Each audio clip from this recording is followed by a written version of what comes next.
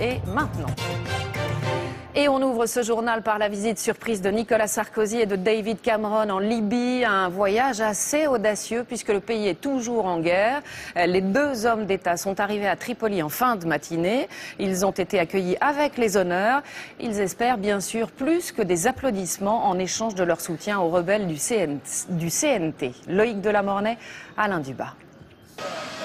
Il aura fallu à peine 3 semaines après la libération de Tripoli pour que l'A330 de Nicolas Sarkozy se pose sur son aéroport. Le président salue Mustafa Abdel Jalil, le président du Conseil national de transition, et son Premier ministre Mahmoud Djibril. Puis Nicolas Sarkozy est rejoint par le Premier ministre britannique David Cameron, arrivé quelques heures plus tôt. Les deux dirigeants ont été les moteurs de l'intervention en Libye et ne cachent pas leur satisfaction. Une grande émotion d'être aujourd'hui à Tripoli libéré de ces chaînes, et on voit en mesure tout le travail qui reste à faire pour que les Libyens construisent un avenir libre. Qu'est-ce que vous allez délivrer comme message? La réconciliation, le pardon, une nouvelle démocratie, un nouvel avenir possible. Dans les faubourgs de la capitale, transfert en hélicoptère pour raison de sécurité avant de se poser dans l'un des hôpitaux de Tripoli. Là, les deux Européens sont accueillis en héros par le personnel de l'hôpital. Les ex-rebelles n'ont pas oublié que la France a été le premier pays au monde à les reconnaître.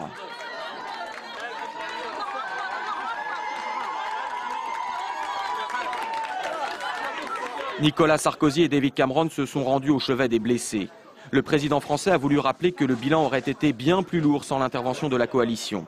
Accompagné notamment d'Alain Juppé et de Bernard-Henri Lévy, Nicolas Sarkozy s'est ensuite rendu dans le centre-ville sous très haute protection. Tripoli n'est pas encore complètement sécurisée. Et nous retrouvons notre envoyé spécial Sama Soula en direct de Libye. Sama, bonjour. Tripoli, c'est la première étape.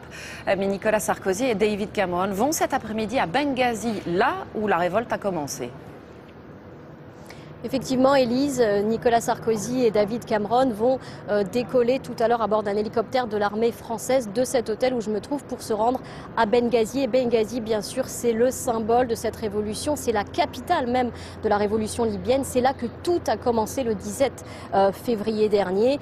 Et je peux vous dire que c'est aussi l'endroit où on a vu les premiers drapeaux français fleurir après les bombardements de l'OTAN. Nicolas Sarkozy ne pouvait donc pas se priver de ce bain de foule à Benghazi. Et il vient en quelque sorte récolter les premiers fruits de son engagement. Lui et David Cameron vont prononcer tout à l'heure un discours à Benghazi sur la place de la Liberté.